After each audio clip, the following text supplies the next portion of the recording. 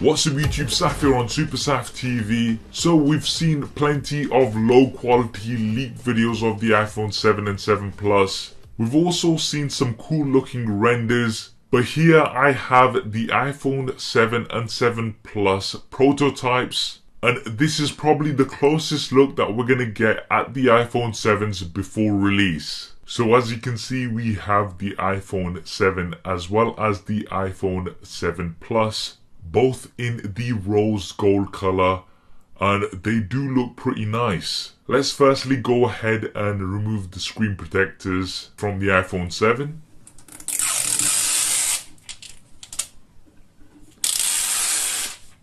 And then from the iPhone 7 Plus.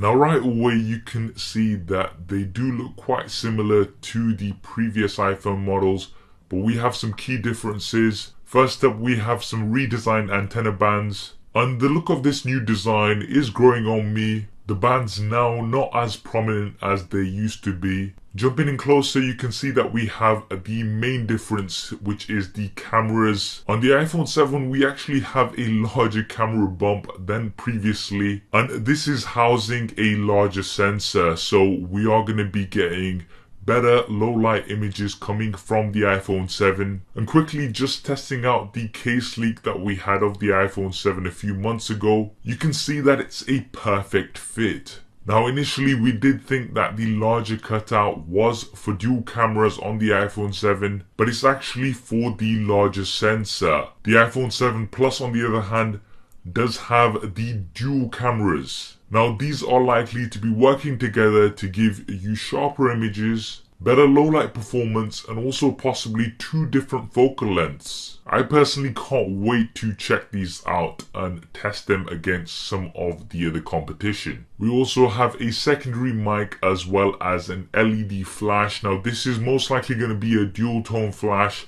On these prototypes, it looks like it's just a single. We then have the recognizable shiny Apple logos. On the bottom side of the back, we have the iPhone logos as well as some information. These are most likely going to be a little bit different on the final release models. What's also interesting is that these prototypes do not have the 3-pin connectors that we've seen on certain leaks on the iPhone 7 Plus. And realistically speaking, it is looking like this year we are not going to see that 3-pin connector.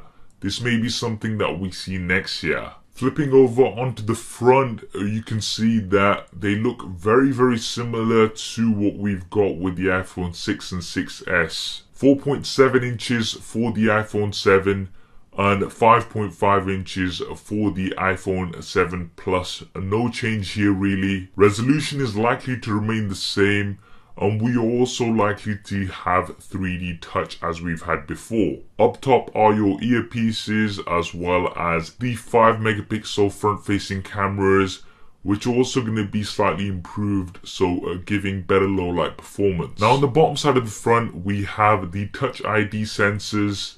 Most recent rumors are saying that these will not be pressable buttons. So instead there's going to be haptic feedback, and it may allow for some additional options. For example, if you do hold on to these a little bit longer or push down a little bit harder like with 3D touch. Up top we don't have anything, but you can definitely notice those camera humps which are bigger than ever. I personally just wish that Apple increased the thickness of these phones a little bit so that we could have a larger battery and no camera hump, but unfortunately it doesn't look like this is going to happen this year. On the left hand side, things are pretty familiar with your volume buttons as well as the mute toggle switch. Now certain leaks were pointing towards there not being a mute switch, particularly on the iPhone 7 Plus, but I think these are going to stay. On the right hand side you have the power button and the SIM card ejector trays. And finally at the bottom you can see that we have the lightning connector